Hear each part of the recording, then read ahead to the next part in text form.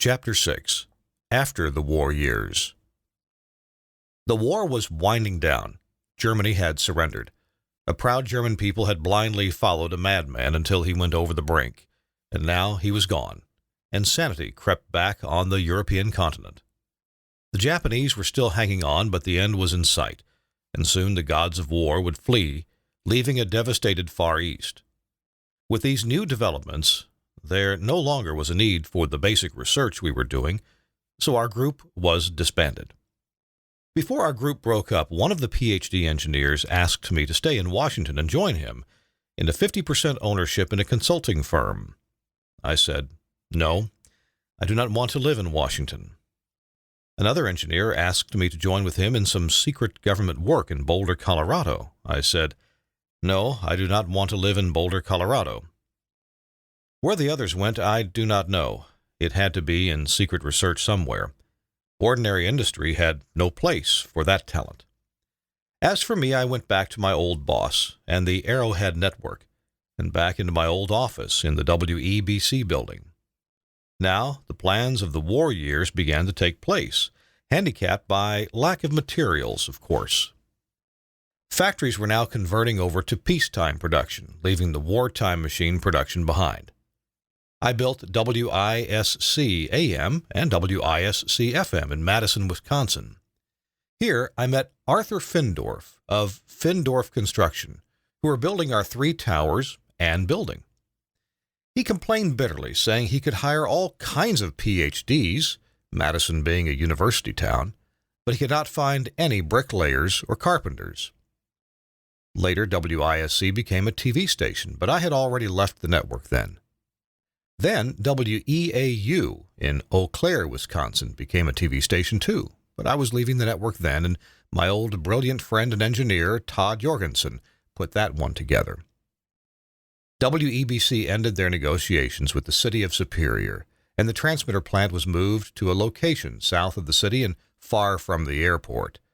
But I had left the organization by then. I had laid down the basic plans, but someone else carried on. In the years 1946 to 1954, I was carrying on for the Arrowhead Network, but I was doing more. I was building radio stations for friends of mine, moonlighting, you might say. This I did evenings and weekends. Wife June says of those days, I was almost a widow. Those years I hardly ever saw the guy. She rarely saw me at home. I was directly involved in building and putting on the air stations in St. Cloud, Minnesota, Alexandria, Minnesota, Grand Rapids, Minnesota, Detroit Lakes, Minnesota, and in filing briefs to the FCC for many other stations, some of which were built and some were not. It was a grind, but this had always been a way of life for me, and I had never known anything different. In 1954, I was 45 years old, had been with the Arrowhead Network 28 years, and the pace was getting to me. I lost weight, was very nervous, couldn't sleep nights. At a younger age, one can handle it, but at 45, things add up, and you're forced to pause. Something else was going on, too. June and I were active in the Glen Avon Presbyterian Church, where I was a deacon, and it gradually came to us that we should seek ways to be a force for good in some community, to use my talents in that manner. So, I went to the library and took down the census publications looking for towns of 5,000 and over in Minnesota and Wisconsin, which did not then have a radio station. For each such town, I noted the number of stores, the total retail sales and the sales per store, the nearness of other towns, and whatever. From that, I made a list of the most feasible towns in which to put a radio station. At the top of the list was Pipestone, Minnesota, not too far away, and we did not want to live in a purely farming community, so we passed that one up. Since then, a very successful station has come in there. Next on the list was Redwood Falls, Minnesota, and I filed an application with the FCC for that city. Months later, Harry Linder, who owned a station at Wilmar, Minnesota, filed for the same facilities. So we were in a hearing which would take a couple years to unravel. So I withdrew my application and went down my list to the next town, Ely, Minnesota. I drove to Ely and was so delighted with the town I filed an application there. The FCC granted it June 16, 1954. Now, I had a license to build a radio station.